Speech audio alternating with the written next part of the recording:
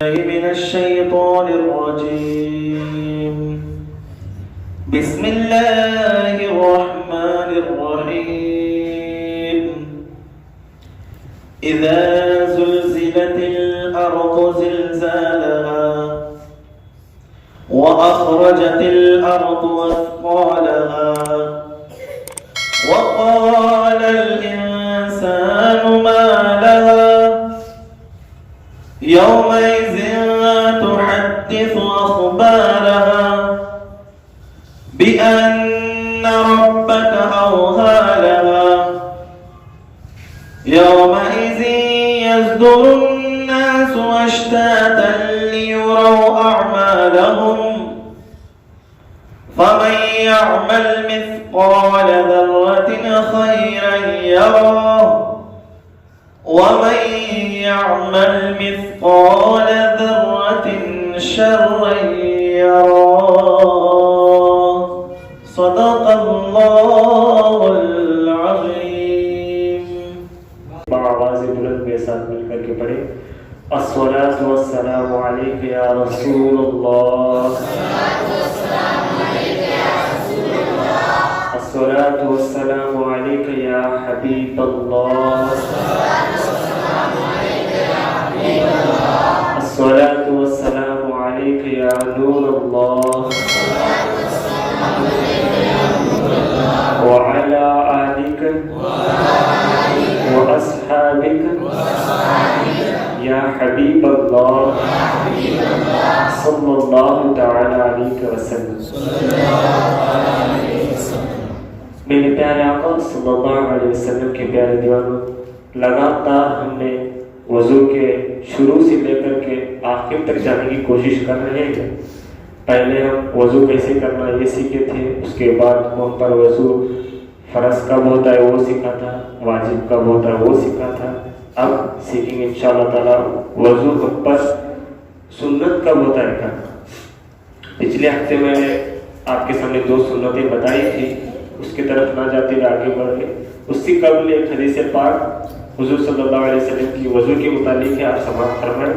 حضرت ابو ہریرہ رضی اللہ تعالیٰ عنہ سے روایت ہے کہ رسول اللہ صلی اللہ علیہ وسلم ایک قبرستان تشریف لے گئے اور قبرستان والوں کو سلام کیا، اور سلام کرنے کے بعد انہوں نے کہا کہ ان قریب ہم بھی آپ سے ملنے والے ہیں، اور یہ کہا کہ ہم اپنے بھائیوں سے مل کر کے بڑی مسرت پائیں گے. یعنی کہ حضور صلی اللہ علیہ وسلم اپنے بھائیوں سے مل کر کے بہت خوش ہو جائیں گے. آگے حضور صحابہ نے فرمایا یا رسول اللہ صلی اللہ علیہ وسلم، آپ کے پچھلے امتی، جب آپ کے بعد امتی آنے والے ہیں ان کو کیسے پہچانیں گے؟ تو حضور نے ارشاد فرمایا ایسے ہی پہچانوں گا جیسے کہ لال گھوڑوں کے اندر اپنا وائٹ گھوڑا جیسے پہچانا جائے. سبحان اللہ. ایسے ہی میں اپنی امتوں کو پہچانوں گا. آگے فرماتے ہیں آثار وضو سے جس کا وضو چمکدار ہوگا میں اس کی چمک سے ان کو پہچانوں گا. سبحان اللہ. جب بندہ اچھی طرح وضو کر کے نماز کی نیت سے اچھی طرح وضو کرتا ہے نا، تو بروز قیامت کے دن اس کے آثار وضو، یعنی کہ جس جگہ پر وضو کا پانی لگا تھا وہ جگہ نا سورج سے بھی زیادہ روشن ہو جائے گی. چاند سے بھی زیادہ رونق اس کے اندر آ جائے گی. اور ایک حدیث اس کے آگے کی فرماتے حضور صلی اللہ علیہ وسلم ایسے لوگوں کے لیے میں حوض کوثر پر استقبال کروں گا. ایسے لوگوں سے جو وضو کرتا ہے، وضو کے اندر پورا کنسنٹریشن رکھ کر کے مکروہات کو عمل کرتے ہیں، جو مکروہات سے بچتے ہوئے مستحبات پر عمل کرتے ہوئے صحیح ڈھنگ سے وضو کرتا ہے، اس کے لیے حوض کوثر پر حضور صلی اللہ علیہ وسلم اس کا استقبال کرنے کے لیے کھڑے ہیں. اب آئیے ہمیں وضو کرنا کس وقت سنت ہوتا ہے اس کے متعلق بتاتے ہوئے چلو. وضو ہمیں اذان دیتے وقت، اقامت دیتے وقت وضو کرنا سنت ہے. پچھلے ہفتہ میں نے یہ کہا تھا. اب اس کے آگے کی گفتگو حضور صلی اللہ علیہ وسلم کی زیارت کرنا، یعنی روضہ منورہ کی زیارت کرنا.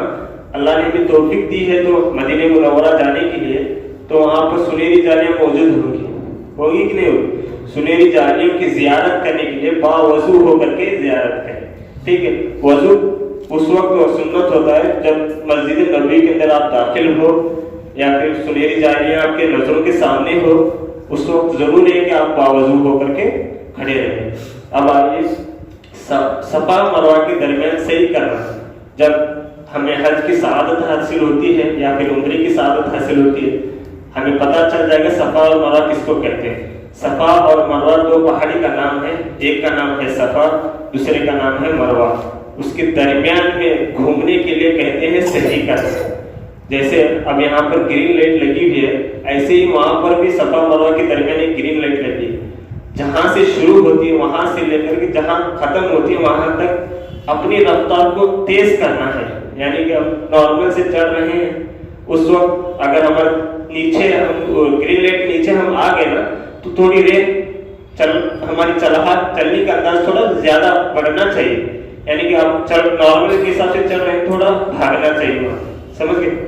اور اس کے بعد وقوف عرفہ کرتے وقت وضو کرنا سنت ہے۔ وقوف عرفہ کیا ہے؟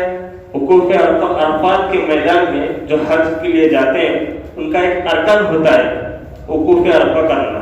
وقوف عرفہ یعنی عرفات کے میدان میں رکنا، سر پر کچھ نہیں ہوگا، وہاں پہ چٹیل میدان ہوگا، تیز دھوپ ہوگی، ایسے میں باوضو ہو کر کے کھڑے رہنا یہ حج کا ارکان ہے۔ ہمیں وضو اس وقت کرنا یہ سنت ہے، ٹھیک ہے، سمجھ گئے آپ میری بات؟ وقوف عرفہ کرتے وقت باوضو رہ کر کے وقوف عرفہ کریں۔ اب آئیے غسل کرتے وقت، غسل سے پہلے اب ہمیں حاجت ہوتی ہے غسل کی، ہم ایسے ہی نہا کر کے، غسل میں 3 فرض ہے وہ ادا کر کے نہا کے نکل جاتے ہیں، لیکن سنت کو ادا نہیں کرتے۔ آپ کا غسل تو ہو جائے گا لیکن آپ کے نیکیوں میں اضافہ نہیں ہوگا، ٹھیک ہے۔ آپ کے نیکیوں میں اضافہ کرنے کے لیے آپ کو چاہیے کہ سنت پر عمل کریں۔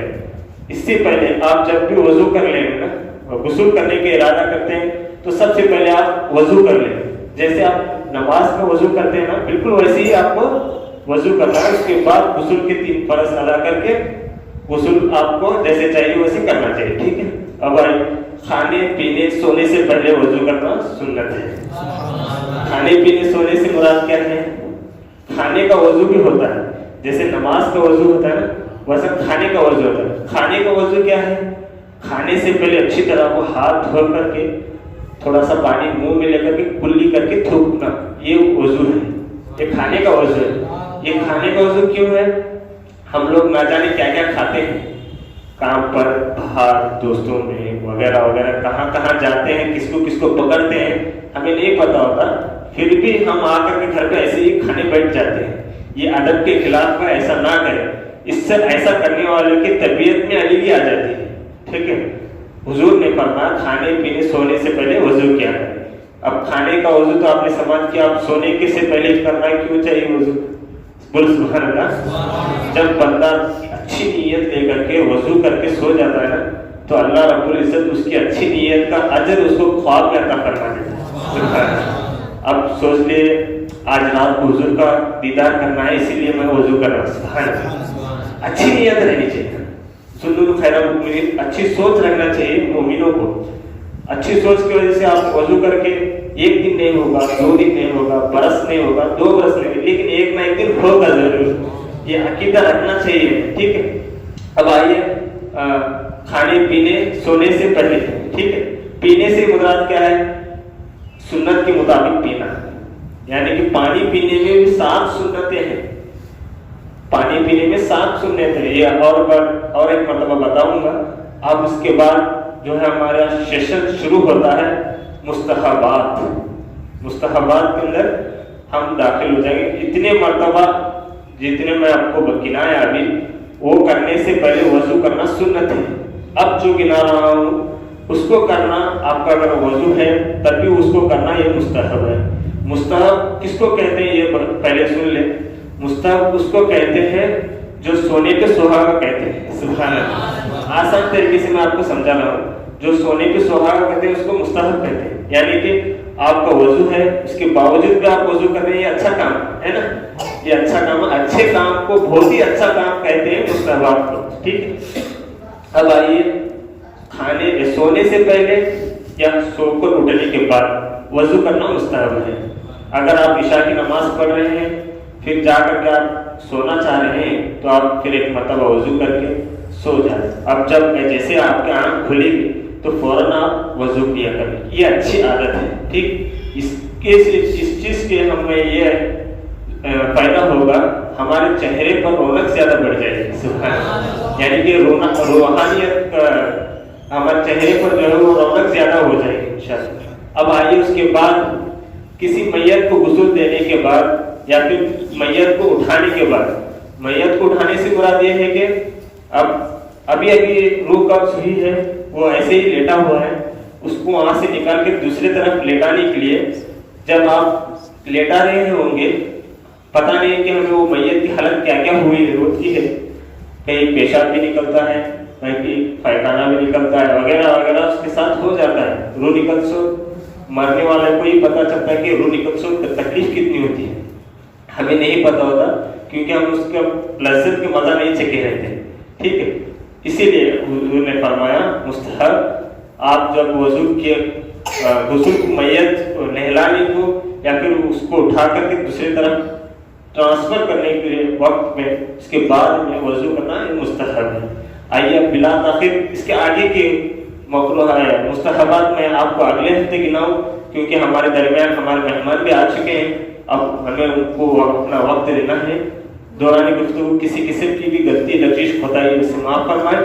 اللہ رب العزت کی بارگاہ دعا ہے کہ صحیح بولنے کا ڈھنگ عطا فرمائے, صحیح بولنے کا طریقہ عطا فرمائے, جو کچھ کہا ہے اس پر عمل کرنے کی توفیق عطا فرمائے. السلام علیکم ورحمۃ اللہ وبرکاتہ.